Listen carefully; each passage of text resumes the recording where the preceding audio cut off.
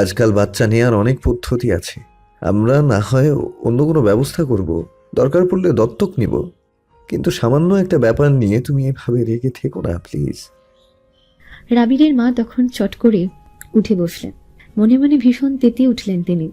এই এত বড় ব্যাপারটাকে তার ছেলে সামান্য একটা ব্যাপার বলছে কিসের ভিত্তিতে?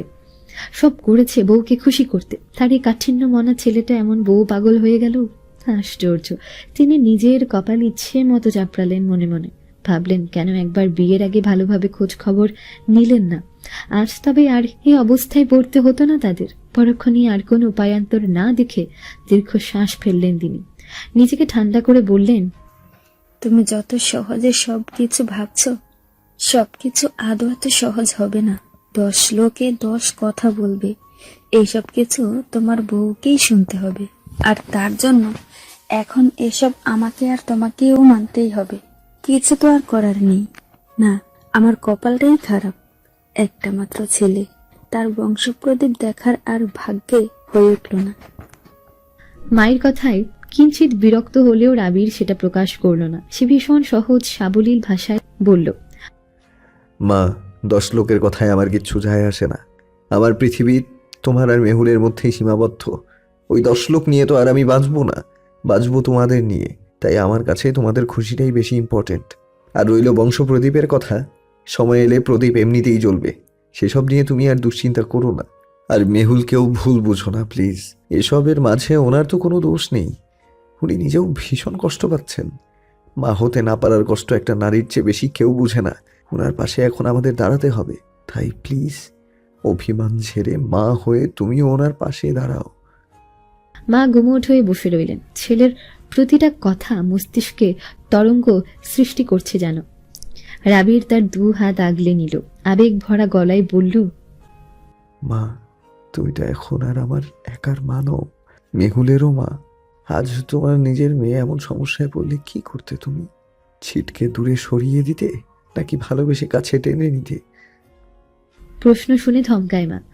জবাব দিতে পারে না। সে তো এত নিষ্ঠুর না। সত্যিই তো কেউ তো আর ইচ্ছে করে এমন সমস্যা নিয়ে জন্মায় না। সব তো হয় আল্লাহর ইচ্ছাতে। তাহলে মেহুলের প্রতি এত অভিযোগ করে কি হবে? ওর তো এখানে কোনো দোষ নেই, বরং সে তো নিজেই ভুক্তভোগী। মাকে ভাবতে দেখে রাবির কিছুটা আশ্বস্ত হয়। হয়তো মা বুঝবে। মায়ের উপরে বিশ্বাসটুকু আছে তার। তাই আর সারা শব্দ না করেই রুম থেকে বেরিয়ে যায়। রুমে গিয়ে মেহুলকে বারান্দায় আবিষ্কার করে। রাবির ত্রস্ত পায়ে এগোয় সেদিকে। মেহুলকে পেছন থেকে আলতোভাবে জড়িয়ে ধরে। মেহুল আজ নড়ে না, কাঁপেও না একটু। ক্রমে ক্রমে তপ্ত শ্বাস ফেলে কেবল। রাবির ঘাড় ঘুরিয়ে তার দিকে চেয়ে বলে, এত দুশ্চিন্তা করছেন কেন? সবকিছু ঠিক হয়ে যাবে মেহুল, আমি সব ঠিক করে দেব। মেহুলের এই মুহূর্তে কেন যেন গলা ফাটিয়ে কাঁদতে ইচ্ছে করছে। কেঁদে কেটে সব ভাসিয়ে দিতে ইচ্ছে করছে তার। কিন্তু জড়তার বেড়াজালে আটকে সেসব পারছে না।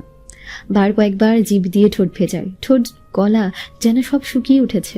রাবির তার নীরবতা দেখে পুনরায় বলল, আমরা না হয় বাচ্চা দত্তক নিব? রাবিরের প্রশ্নে মেহুল ঘুরে তাকায়। বিষণ্ণ সুরে জিজ্ঞেস করে, দত্তক নিলেই কি নারীর টান অনুভব করা যায়? রাবির বিধ্বস্ত চোখে চেয়ে থাকে। এই প্রশ্নের কি জবাব দেবে সে? মেহুলের সামনে হঠাৎ বড্ড অসহায় লাগে নিজেকে। সে কি তার স্ত্রীর জন্য কিছুই করতে পারল না? তাহলে এত ক্ষমতা, এত সম্পদ থেকে কি লাভ, যদি স্ত্রীর এইটুকু ইচ্ছেই পূরণ করতে না পারল? ভেবে নিজের অজান্তে বুক চিরে দীর্ঘশ্বাস বেরিয়ে আসে তার। সত্যি সকল ক্ষমতার সম্পদ আল্লাহর সিদ্ধান্তের কাছে বড্ড ফিকে। সেকেন্ড, মিনিট, ঘন্টা পেরিয়ে মুহূর্তেই কেটে যায় 9টা মাস। এখন দেশে কনকনে শীত চলছে। গ্রামের এই সময়টা নিতান্তই মনোমুগ্ধকর। কুয়াশা বেষ্টিত পরিবেশে মন প্রাণ যেন হু হু করে ওঠে। শীতে টনটন করে ওঠে গায়ের চামড়া। কিন্তু শহরে এই দৃশ্য অনেকটাই ভিন্ন। এখানে শীতের দাপট খুব একটা চলে না। ভোর সকালে শীত বাবাজি খুব আয়োজন করে এলেও দুপুর ঘনিয়ে আসতে তার হাওয়া ফুস হয়ে যায়। তবে রাত বাড়ার সাথে সাথে তার তীব্রতা কিন্তু আবার বেশ বোঝা যায়। ছেলেটাকে মোটা কাপড়ের এক সোয়েটার পরিয়ে কাঁথা দিয়ে ভালোভাবে মুড়িয়ে রান্নাঘরে প্রবেশ করে রীতা। গরম গরম 2 কাপ কফি বানাতে হবে। কয়েক পলক যেতে না যেতেই শোনা গেল কান্নার শব্দ। রীতা সতর্ক হয়, গা খাড়া করে শব্দটা শোনে। পরপরই চেঁচিয়ে ডাকে, সাদরাজ বাবু কাঁদছে কেন? উপর থেকে সাদরাজও বড় গলায় বলে, কাঁদবে না। এমন করে কাপড় মুড়িয়ে ছেলেটাকে শ্বাস নেওয়ার উপক্রম রেখেছ? বেচারা গরমে হাঁসফাঁস করছে। বরের কথাটা রিতার কানে যায়নি, তবে যতটুকু শুনেছে সেটুকুতে আশ্বস্ত হয়ে আবার কফি বানানোতে মনোযোগ দেয়। কফির কাপ দুটোতে ট্রেতে রেখে রুমে ঢুকিয়ে আরেক দফা চেঁচিয়ে ওঠে রিতা। এ কি, আপনি বাবুকে এভাবে শুয়ে রেখেছেন কেন? ঠান্ডা লাগবে তো। কথাটা সম্পূর্ণ করিয়ে হাতের ট্রেটা অযত্নে টি টেবিলের উপর রাখে। ছুটে আসি বিছানার কাছে, একটা কাঁথা দিয়ে বাচ্চাটাকে ঝুড়িয়ে নেয়। সাদরাজ ওর কর্মকাণ্ড দেখে ফুস করে নিঃশ্বাস ছেড়ে দুই দিকে মাথা নাড়ায়। মানে এসবে ভীষণ বিরক্ত সে। ল্যাপটপটা চাপিয়ে সোজা হয়ে বসে, নরম গলায় বলে, সারাজ তখন গরমে কাঁদছিল রিতা। এত কাপড় পরালে বাচ্চাদের অস্বস্তি হয়, আর আমাদের এখানে খুব একটা ঠান্ডা নেই। দেখছো না, কাঁথাটা সরিয়ে দেওয়ায় কত সুন্দর করে খেলছে। মায়ের মন অত শত মানতে নারাজ। শীত পড়ুক না পড়ুক, শীতের ঋতুতে বাচ্চাদের ভারী কাপড় পরাতেই হবে। রিতার নিশ্চল অভিব্যক্তি দেখে সাদরাজ বোঝে রিতার কোনো কিছুই মাথায় ঢোকেনি, তাই সেও আর কথা না বাড়িয়ে কফির কাপটায় চুমুক বসায়। সাদরাজকে দু পায়ের উপর বালিশ দিয়ে শুয়ে দিয়ে রিতা কফির কাপ হাতে নেয়। পরক্ষণই আবার সাদরাজের দিকে চেয়ে বলে, চলুন না, আজ একটু রাবির ভাইদের বাসায় যাই। সাদরাজ এক পলক চেয়ে বলে, সারাজকে নিয়ে বেরোবে? হ্যাঁ, ওকে দেখলেই তো মেহুল খুশি হয়ে যায়। এখন তো আমার থেকে ওকেই বেশি প্রয়োজন। বলেই বিষণ্ণতায় ঠোঁট টেনে হাসে। একটা বাচ্চার জন্য মেয়েটার দুঃখের শেষ নেই। যতই রাবির ভাইয়া ওকে বোঝাক না কেন, কোনো নারীর মন কি আর মাতৃত্বের ফাঁদবিহীন জীবন মানতে পারে? এই যে তার বাচ্চাটাকে যখন প্রথম মেহুলের কোলে দেওয়া হয়েছিল, সেদিনও খুব কেঁদেছিল। সাদরাজকে বুকে নিয়ে সুখে দুঃখে হৃদয় ক্ষতবিক্ষত হয়ে উঠেছিল তার। সেদিন তার সে কান্না দেখে রিতাও কেঁদেছিল, খুব খুব করে দোয়া করেছিল তার এই কান্নার অবসান ঘটুক, তার কোল জুড়েও একটা ছোট্ট ফুটফুটে বাচ্চা আসুক। কিন্তু হলো না। বরাবরের মতোই রিতার কোল খালি। মেয়েটা এখন আর আগের মতো কাঁদে না, হাসে যে তেমনও না। ওই যে চলছে জীবন, জীবনের মতো। তবে সবকিছুর মাঝেও একটু ভালো আছে, শুধুমাত্র রাবির ভাইয়ার জন্য। বড্ড ভাগ্য করেই মানুষটাকে সে পেয়েছে। ভাবনার পর্ব শেষ করেই বুক ফুলিয়ে শ্বাস নেয় রিতা। সাদরাজকে উদ্দেশ্য করে বলে, চলুন এখনই যাই, বিকেলে তো ভাইয়াও বাসায় থাকে। ঠিক আছে, তৈরি হয়ে নাও। সন্ধ্যের আজান হবে কিছুক্ষণের মধ্যে। বাইরে আবছা আলো, কুয়াশায় যেন বেশি ঘোলাটে লাগছে চারদিক। ছাদের কার্নিশ দাঁড়িয়ে একজোড়া স্বচ্ছ চোখের নীরের দৃষ্টি বাইরের নিস্তব্ধ রাস্তাটার উপর। এ সময় এদিকে একদমই মানুষ থাকে না, কেমন যেন চারদিক নীরব নিস্তব্ধ হয়ে ওঠে। এই নীরবতা দেখেও মিহুল শান্তি পায়। আজকাল কোলাহল বেশি সমীচীনভাবে এড়িয়ে চলে সে। মানুষের হাঁকটা খুব একটা পছন্দ না, তাই তো প্রতিদিন ছাদে একান্তে সময় কাটায়। নিজেকে বোঝায় এটাই তার জীবন, এভাবেই চলবে সবকিছু। মাঝে মাঝে মন বোঝে, আবার মাঝে মাঝে মন বড্ড বেশি অশান্ত হয়ে পড়ে। জিজ্ঞেস করে কেন কেন তার সাথে এমন হলো। গেটের সামনে সাদা ফকফকা গাড়িটাকে থামতে দেখে চমকিয়ে ওঠে মেহুলের উজ্জ্বল ফর্সা মুখশ্রী। নিমিষেই মিশে গেল সব হতাশা। এক ছুটে নিচে নামলো সে, দৌড়ে গেল গেটের সামনে। ততক্ষণে সাদরাজ আর রিতা গাড়ি থেকে নেমে পড়েছে। মেহুল ছুটে গিয়ে আগে ছোট্ট সারাজকে কোলে তুলে নিল। তারপর সাদরাজের দিকে চেয়ে হেসে জিজ্ঞেস করলো, কেমন আছেন ভাইয়া? ভালো, আপনি কেমন আছেন? এই যে আমার খুশি আমার কোলে। এখন আর ভালো না থেকে উপায় আছে? আসুন ভেতরে আসুন। বলেই সারাজকে বুকে জড়িয়ে হাঁটা ধরল মেহুল। পেছন থেকে রিতা ঠোঁট উল্টে বলল, আজকাল কেউ তো ভুলেই গেছে তার যে একজন বেস্ট ফ্রেন্ড আছে, তাকে তো সে পাত্তাই দিচ্ছে না। রিতার কথা শুনে মেহুল ঘুরে তাকায়, ঠোঁট ছড়িয়ে হেসে বলে, পাত্তা পাওয়ার মানুষ এসে পড়েছে, তাই এখন থেকে তোকে আর আমি চিনি না।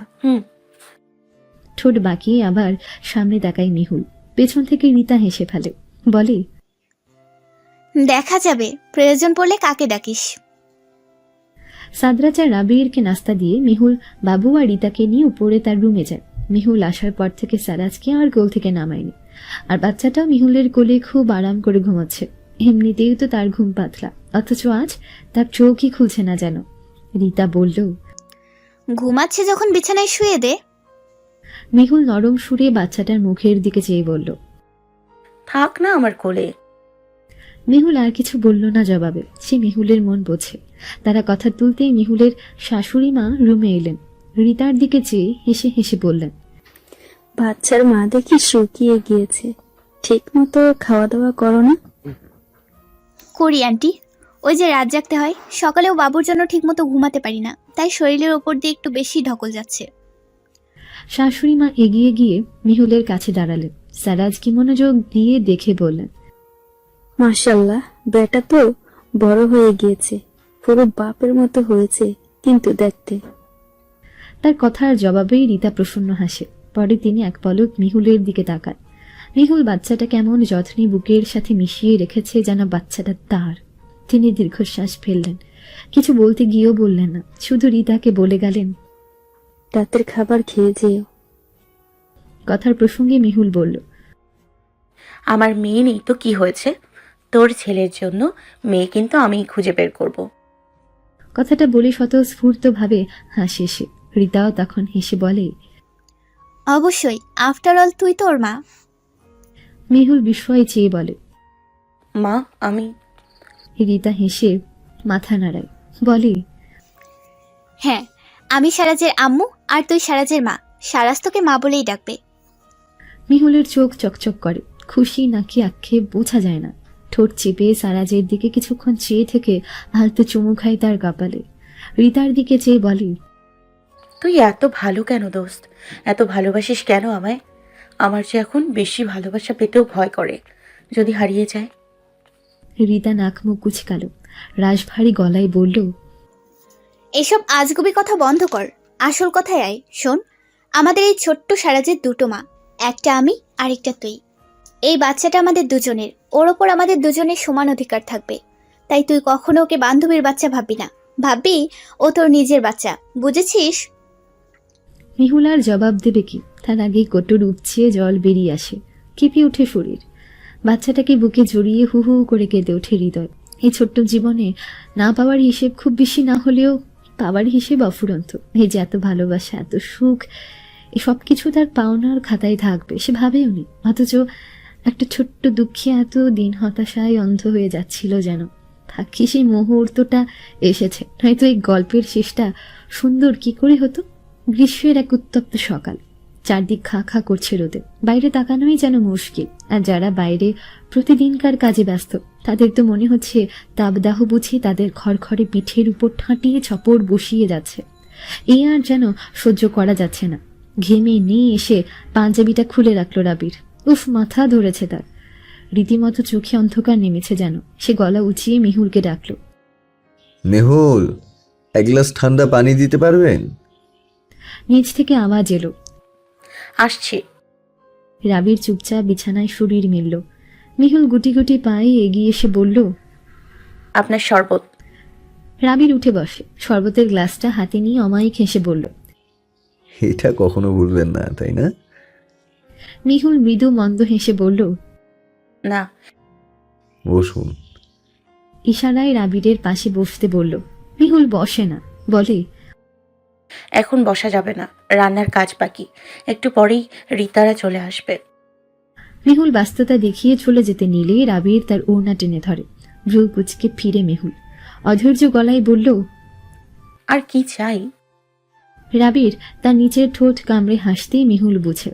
এক ছটকায় ওড়নাটা ছাড়িয়ে নিয়ে বলে, আমার অনেক কাজ, একদম জ্বালাতে আসবেন না। বলে তাড়াহুড়ো করেই বেরিয়ে যায় সে। তার যাওয়ার পানি চেয়ে পুনরায় হেসে বিছানায় গা এলিয়ে দেয় রাবির। দুপুরে রোদের ঝাঁঝ আরো বাড়ে। রান্নাঘরে মেহুল যেন আর টিকতে পারছে না। তাও সে শটান দাঁড়িয়ে সব রেঁধে যাচ্ছে, কাউকে হাত লাগাতে দিচ্ছে না। এই একটা দিন সে সবকিছু উপেক্ষা করে রান্নায় মনোযোগ দেয়। যদিও যার জন্য এত আয়োজন, সে আদৌ এত সব খেতে পারে না। এখন অল্প স্বল্প খাওয়া শিখলেও ওই ডাল ভাত চটকিয়ে খাওয়াতে হয় তাকে, না হলে গলা দিয়ে নামে না যে।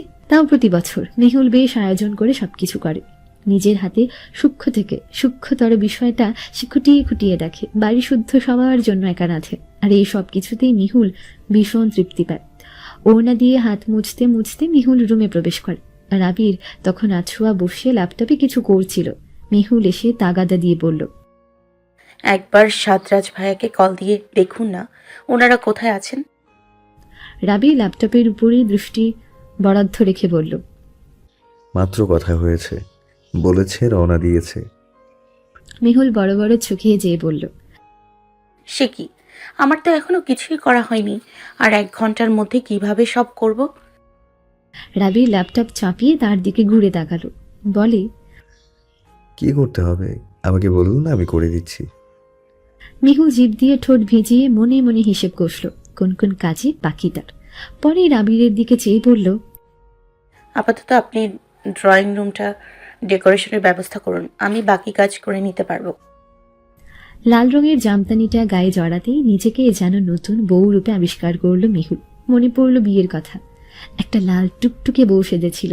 কি নিদারুণ লজ্জা আর ভয় ছিল চোখে মুখে। তবে জেদ আর বিষণ্ণতাও ছিল বরাবর। কিন্তু সময়ের পরিবর্তনে রাবিরের একচ্ছত্র ভালোবাসায় সমস্ত রাগ জেদ খুব মিলিয়ে যায়। তৈরি হয় নতুন সম্পর্ক। তারপর জীবন চলতে চলতে হঠাৎ থমকে দাঁড়ায়। অন্তরালে হাতিয়ে দেখে কি ভেতরে তো শূন্যতা চেয়ে আছে। আজও সেই শূন্যতা পূরণ হয়নি। মেহুল ভ্রু কুচকে ফেলল। নিজেকে নিজেই ধমক বলল, কে বলেছে